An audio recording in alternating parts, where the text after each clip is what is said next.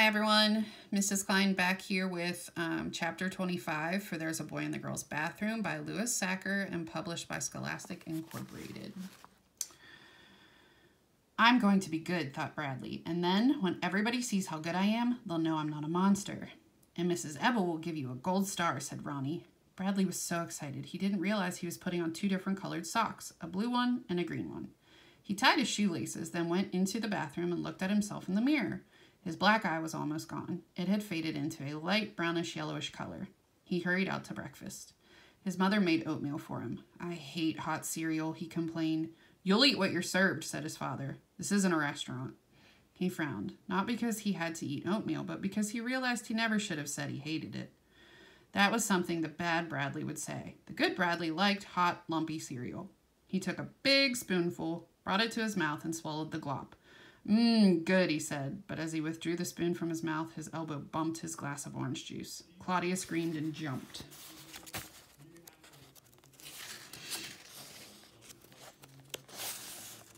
Get the page to turn. Okay, here we go. Oh, Bradley, said his mother. His father glared at him. It was an accident, he started to say. It was an accident, but then remembered Carla didn't believe in accidents. That puzzled him. He wondered why he would want to spill his orange juice on purpose. He liked orange juice. It was the oatmeal he should have spilled. Are you just going to sit there, or are you going to help your mother clean it up? Asked his father. He picked up his napkin to help, but his mother told him to stay out of her way. You only make a bigger mess, she said. Silently, he finished eating. As he headed back to his room, Claudia burst out laughing. What's so funny? He demanded. Look at your socks, she laughed. He looked down at his feet, then back at his sister, the laughing hyena. Thank you, Claudia, he said. I appreciate your sharing that with me. She stopped laughing and stared at him. He walked into his room, sat on the edge of his bed, and took off his sneakers. Wow, said Bartholomew. You were so good. I would have punched her face in if I was you. He's going to get a gold star today, said Ronnie. Bradley changed his socks, but once again he was so excited thinking about the gold star that he didn't pay attention to what he was doing. He took the green sock off his right foot. He took the blue sock off his left foot. He put the green sock on his left foot and the blue sock on his right foot. Then he put his shoes on and left for school, determined to be good. He walked into class and took his seat. Last seat, last row. He sat up straight with his hands folded on top of his desk. He tried to hold back with his excitement as he glanced at the chart on the wall next to him. Jeff came in and sat down. Last seat, second to last row. Bradley saw him out of the corner of his eye, then turned to get a better look. Jeff had a black eye. What are you staring at, Chalkers? Jeff snarled. Hey, you two look like twins, exclaimed Shawnee, the girl who sat in front of Jeff. Turn your ugly face around, Jeff snapped. Oh, shut up, Bradley, said Shawnee, turning around. Bradley looked at the back of Shawnee's head.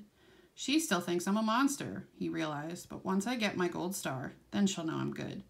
For the rest of the morning, he sat at attention with his eyes fixed on Mrs. Ebel. He kept wondering if she had noticed how good he was yet. As he walked outside for recess, he was almost certain there'd be a gold star next to his name when he returned. Curtis and Doug, two of Jeff's friends, came out of Mrs. Sharp's class. What's the big idea? Asked Doug. Hitting Jeff when he's not looking, said Curtis. Huh? Said Bradley. Doug pushed him.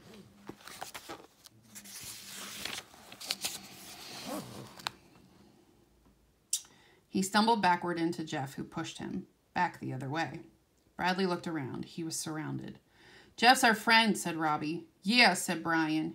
You hit me when I wasn't looking, said Jeff, and my hands were full of groceries. I didn't want to break the eggs. Chicken chalkers, said Dan. There was a space between Andy and Doug. Bradley dashed through it and ran across the playground. Jeff and his friends chased after him. Bradley looked back at them and smashed into a girl standing on one foot. The girl fell onto the hard hopscotch ground and wailed. I'm telling Bradley, said one of her friends.